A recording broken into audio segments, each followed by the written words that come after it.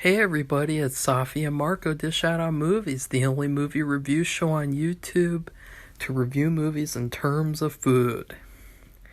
It's just Marco here once again, and I am here today to review another Goosebumps book. What happened was that I made my lunch and it's pretty hot, and so I thought, you know what, I'll do this review, and by the time the review's done, the lunch will be warm enough to eat and not like too hot or cold. So I am here to review Deep Trouble 2. And I was very, very excited to read this book actually because the first one was so good and it was also so hilarious with all the innuendos and double entendres, and I thought, oh boy, part 2 is probably going to have a lot worse stuff. And it kind of did, honestly. Like, this book, I'll talk about it after I kind of go through my notes, because that's kind of like, I don't want to have to read notes or anything, but it's just kind of like an easier way of like making sure that I remember every single little thing. With movies, it's like, it's a lot easier, but with a book, you could forget stuff. I've forgotten stuff when I've reviewed Goosebumps books before, and so I don't want to do that for any of the other ones. So right off the bat, they did exactly what I thought they would. They ignored the twist of the last book. The part at the end where Billy encounters the sea monster. They completely ignore that and pretend like it never happened. That was already like the first FU, because I was like, that happened. Like, if people, like, even if people read the second book when it came out, if they read the first book, they would all remember at the end of that book, he encounters this monster, and why isn't he still dealing with the monster at the beginning of the second book? So that was already like a weird thing. It's like it started off on a really bad note.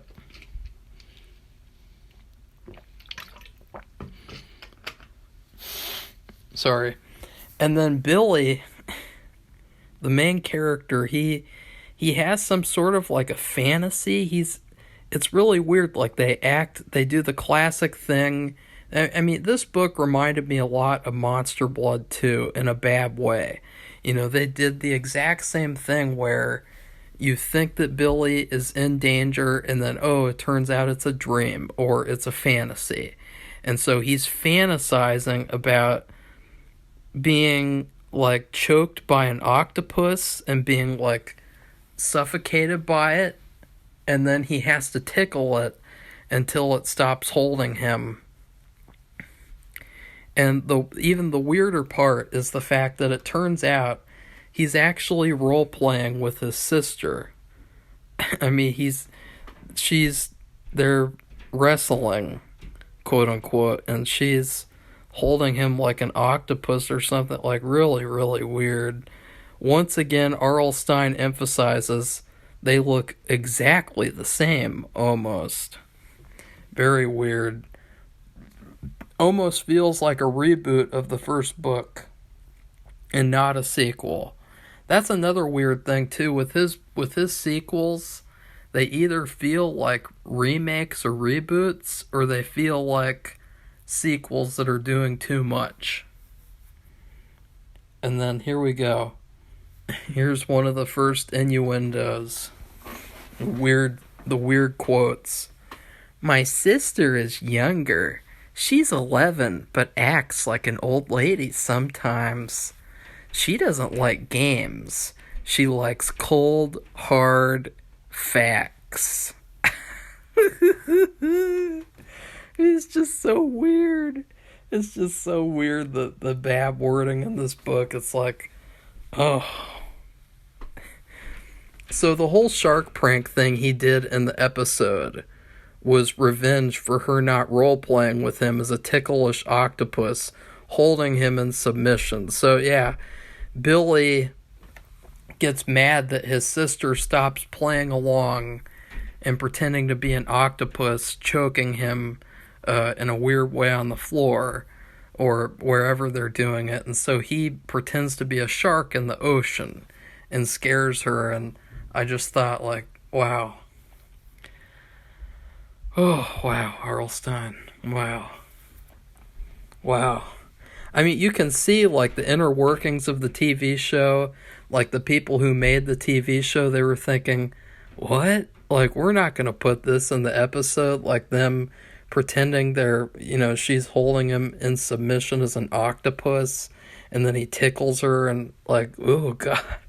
So, I don't know, like, this is a weird book so far. That's all I was thinking. And then, here we go. Get ready for the string of quotes. The fish had a surprise for me. A much bigger surprise. And now here's the biggest quote. I had to slide inside the jellyfish. I swallowed. My stomach lurched. I lowered my head and dove for the seam. The opening where the disgusting pink blob. I didn't write down the rest. I told myself, I am going inside.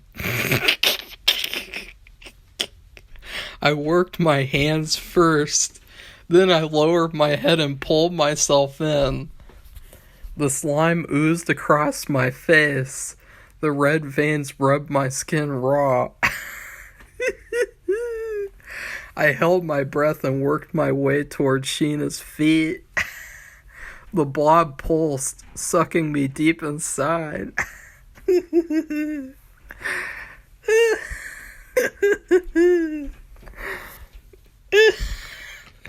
This is what the book is like, guys, I swear. I didn't make these quotes up. These are all in the book. Now here we have another one. Oh God. This is the big one. If you guys don't think there is some weird thing underneath the surface with this book series, the Deep Trouble series, listen to this. The snail slowly slid off Dr. D's body. It hit the floor with a heavy thud. Dr. D slowly climbed to his feet. He was covered with sticky white goo from head to toe. He coughed and spat out a big glob of white slime. Not tasty, he muttered. Oh, shaking his head. Oh. Guys, like, I swear to God, if you don't think there's something weird about that, then I don't know. Like, you can kind of, like, see the other quotes maybe, like, okay, but this quote, I mean, he was covered with sticky white goo from head to toe. He coughed and spat out a big glob of white slime. Not tasty, he muttered, shaking his head. I mean, I swear, what the hell is that? The one thing I'll say is it's a little repetitive how in the sequel, this is another Monster Blood 2 thing, the pet goldfish becomes giant, just like the hamster in Monster Blood 2. I thought that was kind of stupid. I was glad it didn't become like the main villain, though, because it made sense in Monster Blood 2, but it wouldn't have made sense in this. The villain, so let me summarize what happened, because I don't think that was really much of a summary. So they're just in the ocean randomly, and Dr. D is doing something weird. He's researching plankton, and they come across these giant fish. Like, there's a giant minnow, there's a giant goldfish, there's a giant jellyfish. They're coming across these giant creatures without any explanation, or so they think. And then all of a sudden, this guy named Dr. Ritter and his two, like, assistants, they just climb on his ship out of nowhere. They just teleport there and come on there. And it is just the most ridiculous fucking thing. You know, I'm going to call him Dr. Ritter's Custard because, you know, we've had this place around here called Ritter's, and, you know, we always go there sometimes, and, you know, it's just this villain. He is probably one of the worst villains in Goosebumps history. I mean, he is just the stupidest, most cartoonish, like, just lame villain. I mean, he's not even a good villain who shows any sort of, like, villainous presence. He's just this guy. Like, this weird, stupid guy. He's such a downgrade from the guy in last book who, you know, they trusted him, they really liked him, they thought he was kind of like an uncle figure to them, and then he betrays them. Like, that was a lot better of a villain than this guy. So there's this hilariously stupid part where they just pop up on his boat casually and ask if they've seen anything strange. And it's like a scene out of like the X-Files when you had the Men in Black and they're like, you know, you didn't see anything, or did you see anything? Like, that's what it was like. Billy, the probably one of the stupidest protagonists in Goosebumps history as well, he says they did see something strange. Then, without knowing if it's true or any of the details of what he thought was strange, Dr. Ritter, Custard, immediately threatens them with death and kidnapping. Like, what a stupid villain. He is really retarded. His people physically assault Dr. D's children, niece and nephew, for no reason. Then Dr. Ritter proceeds to tell them his entire experiments in injecting growth hormones in the plankton beds. He's like, I hate Snoops. But then immediately he tells them all these secrets he didn't want anyone to know. Like, ugh. I mean, that's like a cliche villain thing, too, for like a villain to be mad that people are poking into something that they're not supposed to be looking into, but then it's really like, you know, kind of like an accident, or supposedly it is. So the TV show makers, I will say this, I'm not reviewing the episode as of now for Deep Trouble, but I really have to applaud what the people who made the TV show did in combining the two books, because you can see that they saw this terrible villain and they improved him by making him more like the guy in the first book. So they kind of combined the two stories. They made it about basically his plan is to grow fish and make them big and like disrupt the food chain so that he can like create these like basically like GMO fish. Like, you know, you have these GMO apples that are like huge and they shouldn't be that huge. I think they call them Franken apples. He wants to do that with fish, and and then of course in the episode they make it also to where he's a guy who they trust and really like, and then he betrays them. And I thought, see, that was a really good way. I really applaud the people who made the TV show, because they really like did a good job in combining the two books, taking the best parts of both and putting them into one. That is my 100% honest opinion. Like, I think out of all three of these things, the TV show episode is the best thing. The family got pushed off of Dr. Ritter's boat, and they sleep all night on the ocean, in the ocean. Then they find an island. Miraculously, Sheena manages to catch a fish to eat with her bare hands.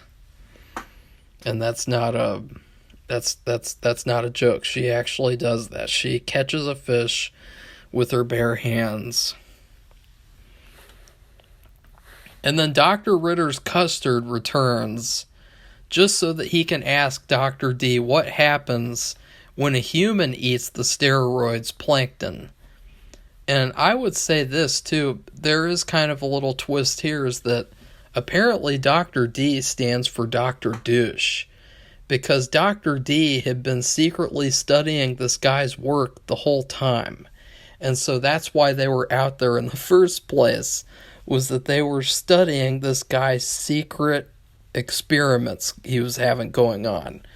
And, you know, they never even say, like, why was he studying it? What was he going to do with the knowledge? But I thought, like, that's a total shitty thing to do. Honestly. Like, Dr. Ritter is the villain in this book, but on one hand, you can kind of say that Dr. D is the villain, because he's taking his niece and nephew out to do this secret research where he's researching someone else's confidential experiments so that he can, like, benefit off of it in some way. Like, I'm really not sure. They never say. I'm sure that R.L. Stine would just say that, like, he's curious or something, but I don't buy that. I just think that that's stupid. Like, especially when he's putting his niece and nephew in danger. I mean, multiple times at the beginning of this book, they almost got killed by these giant sea creatures. They turn Dr. Ritter into a fish and he swims away. And there's this whole stupid, like, encounter where Dr. Ritter forces Billy to drink the plankton because he might turn into a fish. And then they're like, F you. And they finally, after Billy spends 20 minutes trying to, like, probably wait for... I mean, you have 3 people against one guy. And it took them, like, 30 minutes to decide to try to fight him. And so then they let Billy take the plankton, and then, only then, do they try to overpower him. Well, then they force him to drink the plankton, as I said, and he swims away. Now, there is a really funny and clever twist that I really liked and thought, that was actually a good piece of writing. Billy actually poured iced tea into one of the plankton bottles to prank Sheena. He was going to do that to her, where he pretended like he drank plankton. And I thought it was good because it was consistent with the rest of this book, where they were constantly pranking each other. And then, of course, they immediately undo that. Sheena pretends that she also did the bottle prank, and then she drinks a bottle. And then they say, is it the right bottle? And that's the end of the book. I gotta say, this book series is kind of bad. Like, I still have the same, like, issues that I had with the first book, where I'm like, why is it that their parents... I mean, after learning what happened in the first book, why did their parents trust Dr. D to take care of these kids? They must hate their kids and want them dead or something. Because that's the only way that I can see this being, like... It's really weird, like, the fact that Dr. D, he's taking them on these life or death missions, these things that, you know, children should not be around for, like researching someone else's work, doing these secretive spying missions, like because it's really, he's spying. He's a bad guy, this Dr. D. And then you have the fact that the villain was trash. I thought that the worst part was the whole second half of the book. Like, the first half of the book really felt like an improvement on the first book. It was kind of fun and cool seeing all these giant fish and everything, because it was kind of like, it felt more like a Goosebumps book to me. It felt more like, this is what I would have expected from a Goosebumps book about sea creatures, fish, oceanography, not like the first book where it was more sci-fi adventure. The problem is that then you get to the second half. The second half is almost like a rehash of the first book, where they're just encountering the villain, getting out of the villain's way, encountering the villain again, and then getting away from the villain again, and then encountering the villain again and beating him and just being like, hey, and then there's a little twist at the end. And this twist is probably the stupidest twist between the two books, because it's so like coincidental that he and she had fake plankton bottles. And the fact that when Dr. D picked out a bottle to give to Dr. Ritter custard, he could have accidentally picked the iced tea plankton bottle. So, as I said, it's like, So overall, I know that this is kind of an underwhelming review in comparison to the first book review. That's just because, like, it was kind of disappointing. I would give it like a D minus in terms of being just being a book in general, but I would give it a C minus in terms of being a Goosebumps book, because it did feel like more of a Goosebumps book than a lot of others. And in particular, there were these two other books in the C tier where I could not put Deep Trouble 2 below them. And that's Attack of the Mutant and Bad Hair Day. Both of those books, in my opinion, are way worse than Deep Trouble 2. And so I could not even put it in the D tier if I wanted to. But it's teetering. It's really teetering on that area, because instead of doing something new and original, he starts to for the first half, and then it's like he gets scared. And the second half of the book is like playing it safe, typical R.L. Stine crap. Sometimes, he's not a crappy writer. I'm just saying, like, typical of him. And in particular, like, just for example, when they talked about, having Billy drink the plankton, and Dr. Ritter Custard was threatening him and everything, you knew that he was never going to turn into a fish. Like, there have been other Goosebumps books where, like The Barking Ghost, where the kids turn into animals multiple times. But this isn't like that. This is a book where you know that for sure that, okay, Billy's not going to be turned into a fish. I don't believe it. And so that kind of takes you out of it, because, you know that they're safe. You know that they're not in any real danger as characters. And so there's not really anything interesting or entertaining about what's going on with that. And then another point, too, there's this part where, okay, two parts. I just remembered another part. There's this one part where one of the kids bites one of the assistants of Dr. Ritter, Custard. And he says, bite that person back. And I thought, wow, this is really dark, honestly. Like, I think it might have even been Sheena, so the little sister. And then the guy almost bites back, and then I think it doesn't happen. And I just thought, oh. Like, they couldn't even do that. Like, they couldn't have any danger at all come to these characters. Like, the most that these characters had to go through is get shaken around a little bit, wash up on a random island, and eat coconuts and fish, so they're not really suffering very much. And then that's it. Oh yeah, and then they had to drink iced tea. They had to drink iced tea out of a plankton bottle for pretend. They really had to go through a lot, didn't they? No.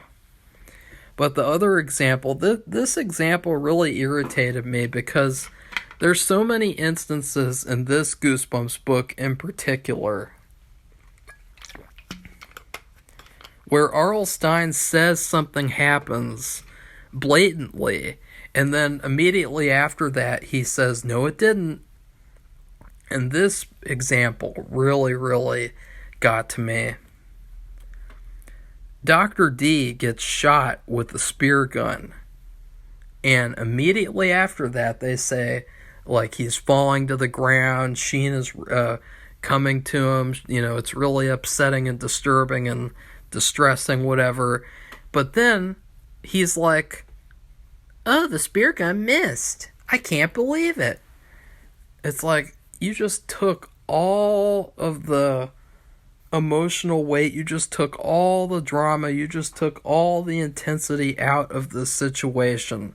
Like, if Dr. D had gotten shot with a spear gun, and he could still live, if he just got shot in the shoulder or arm or maybe leg somewhere, he could have still lived, but that would have made it so much more interesting. That would have, added an extra, like, ooh, that's the book where the parental figure gets really badly injured, But of course, they just don't do that, and that they're not going to do that. That's the unfortunate part, is that as a seasoned Goosebumps reader, they're not going to do this.